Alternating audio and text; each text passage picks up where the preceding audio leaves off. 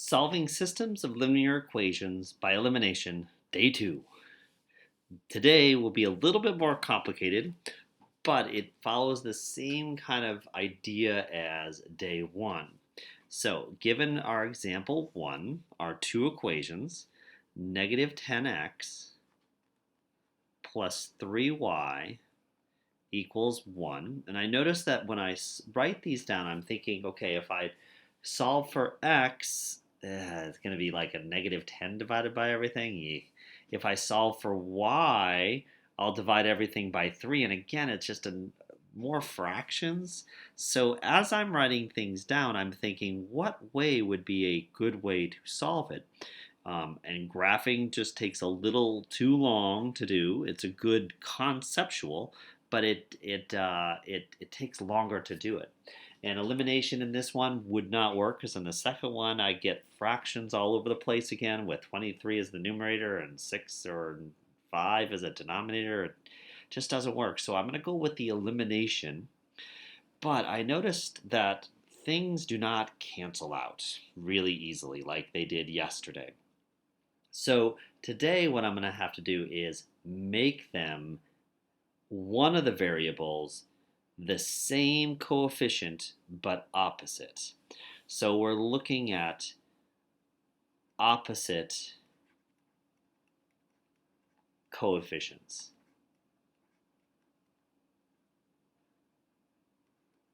And it's really that you pick one of the variables, the easiest one, and the other one will just kind of follow with a follow after.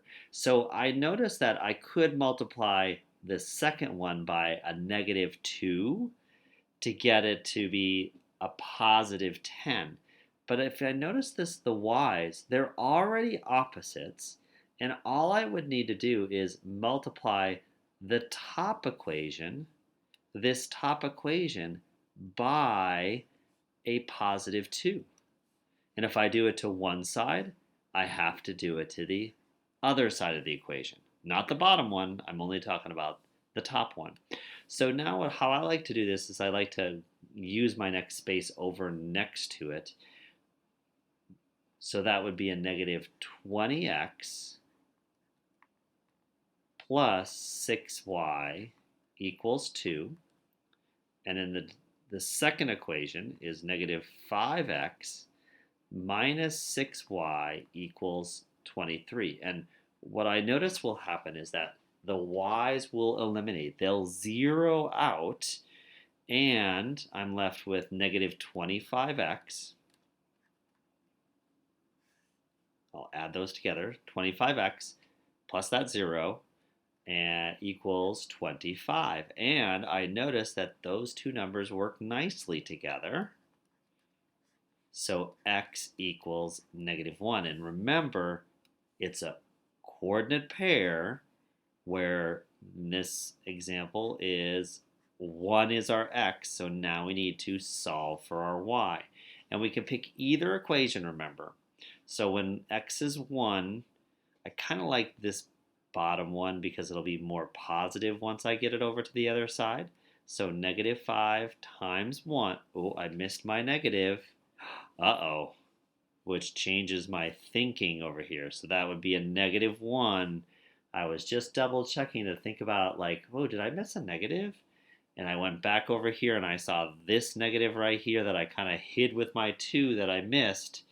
So that's that negative, which is this negative. So I think I'm going to change to my upper one. Well, I guess it doesn't matter which one it, because they're both negative. So I'm going to put that negative in there, and minus 6y equals 23. So 5 plus 6y equals 23, minus 5 from both sides. 6y equals 318.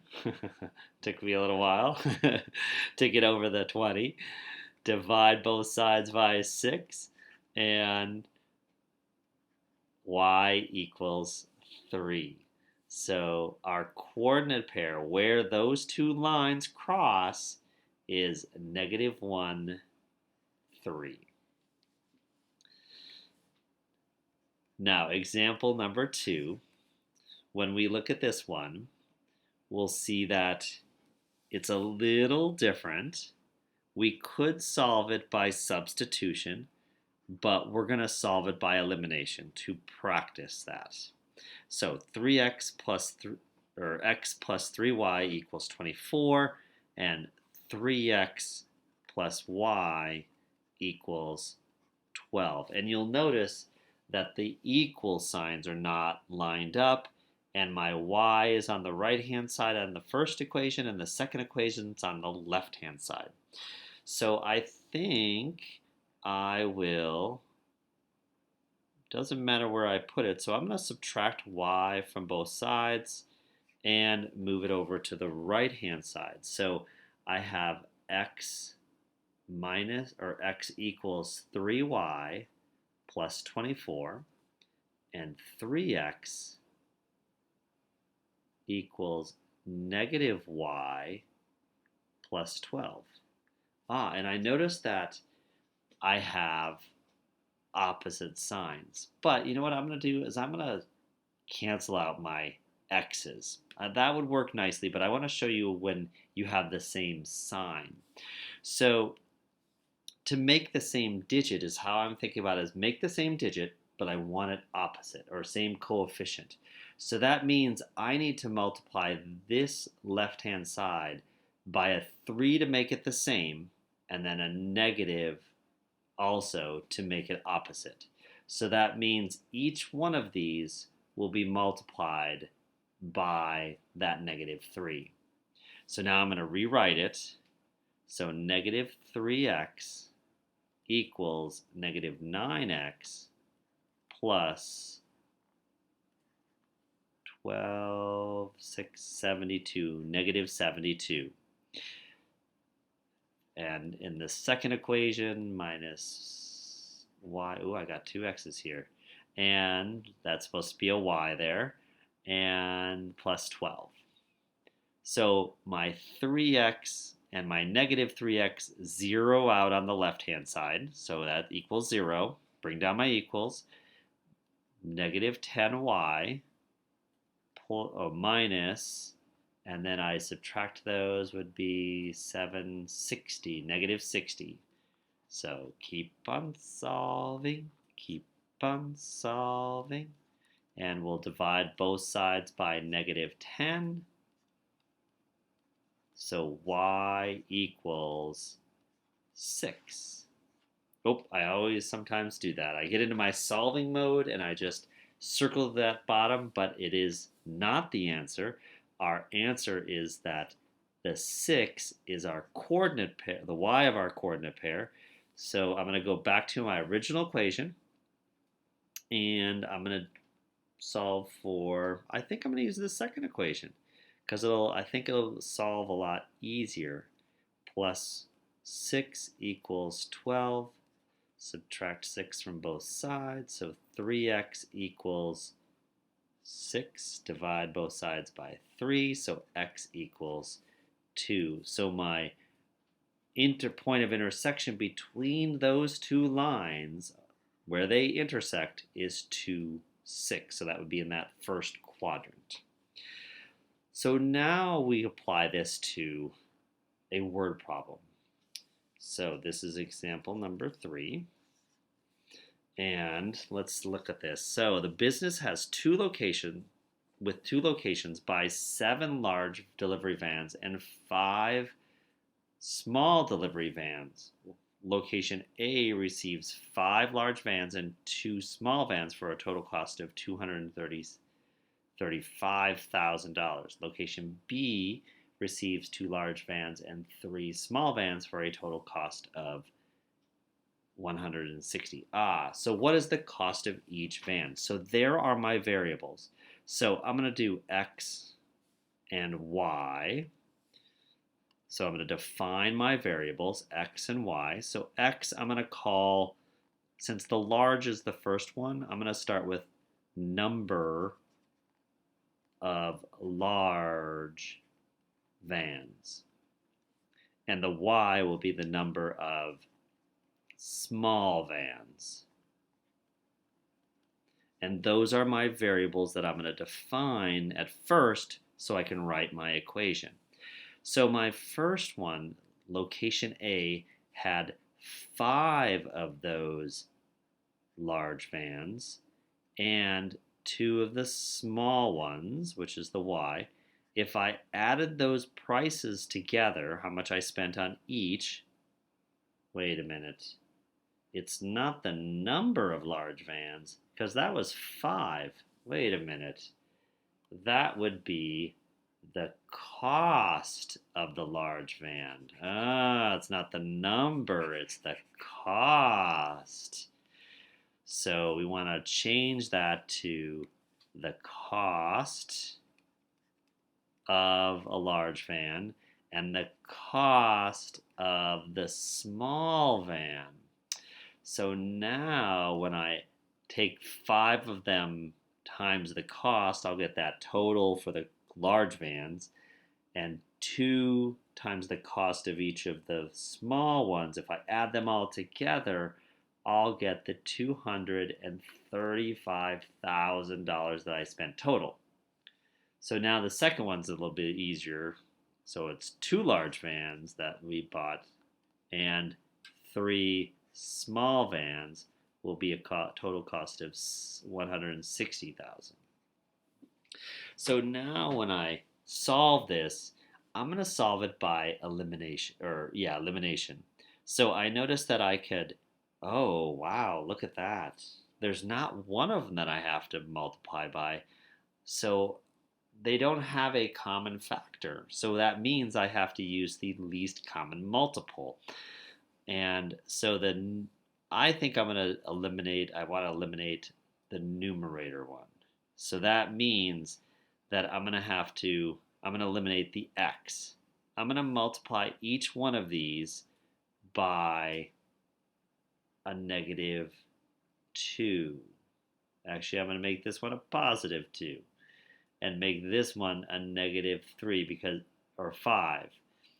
What I want to do is make them the same multiplier, so the same coefficient, but opposite. So 2 times 5 is 10, 5 times 2 is the 10. So I get a coefficient of 10x and 10x here to start with, but I do need one of them to be negative. So what I was thinking about when I did that is that this if I had left my negative 2 here, I'd also have to multiply each one of these by a negative 2, which would make this a bigger number. Well, it might be about the same as 5 times that, but I like my subtraction sometimes on the denominator. So I'll make that negative as the set multiplied by the second equation. So we'll just clean it up now. 2 times the 2y is 4y, and we also have to multiply this side by 2, the other side of the equation by 2, so that would be thousands, 10, 6, 7, and 47. Negative 5 times 3 is negative 15y equals, and we'll have to multiply this side also by a negative 5.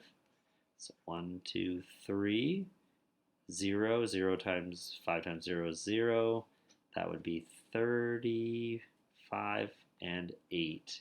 And that would be a negative.